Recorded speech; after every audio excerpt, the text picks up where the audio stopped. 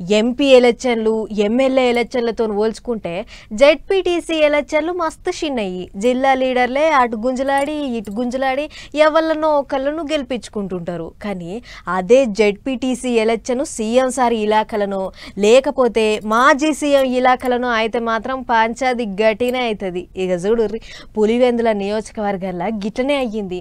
ZPTC ఎలక్షన్లే assembly ఎలక్షన్ల తీరుగా నడిచినాయి. ఓ అబ్బా ఒగలొల్లి కాదు పోన్రి, ఎమ్మెల్యే ఎలక్షన్ల కంటే ఎక్కువనే నడిచింది కిరికిరి. ఓ దిక్కు సైకిల్ పార్టీ వాళ్ళు, ఇంకో దిక్కు ఫ్యాన్ పార్టీ వాళ్ళు, ఆడికైతే ఆడికి అన్నట్టే వేసిండ్రు. ఇటు పులివెందుల అటు ఒంటిమిట్ట దిక్కు పొద్దుగాల 7 సంధి పొద్దుమీకంగా 5 గంటల దాకా నడిచినాయి ఓట్లు. లీడర్ల కొట్లాటల నడుమనే నడిచింది ఓట్లేసే కార్యం. మాజీ సీఎం ఇలాకల గెలిచి చూపియాలి అన్నట్టు సైకిల్ పార్టీ వాళ్ళు, ఎట్లా గెలుస్తారో చూస్తాం అన్నట్టు ఫ్యాన్ పార్టీ వాళ్ళు, 2 దిక్కులోళ్ళు రచ్చరచ్చ చేసిండ్రు. లొల్లులైతాయని ముందుగానే పోలీసు వాళ్ళు పటాలమంతా దించిండ్రు, బందోబస్తు గట్టిగానే పెట్టిండ్రు. అయినా సూత ఎవ్వలకెవ్వలు వెనకకు తగ్గలేదు.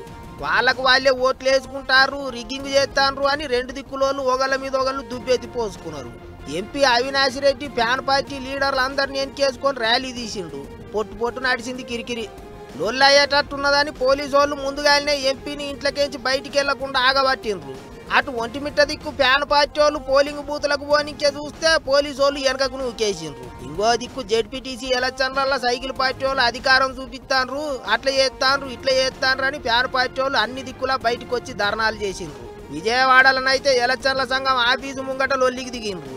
ఇంకో దిక్కు ఫ్యాన్ పార్టీ వాళ్ళే కావాల్సుకొని లొల్లులు తీస్తాండ్రని పసుపు పార్టీ వాళ్ళు గరం అయ్యిండ్రు. లడాయి లాగాతారు నడిచింది. అచ్చం అసెంబ్లీ ఎలక్షన్లకు నడిచినంత హంగామా నడిచింది. 14వ తారీఖు నాడు ఎవళ్ళ మొగాలు తెల్లగైతాయో ఎవరు ఆగమవుతారో. మాజీ సీఎం ఇలాకాల జెడ్పీటీసీ ఎలక్షన్ల ఫలితం ఏమవుతుందోనని అందరు ఎదురు చూస్తాండ్రు. మరిగా చూడాలి ఏమవుతుందో.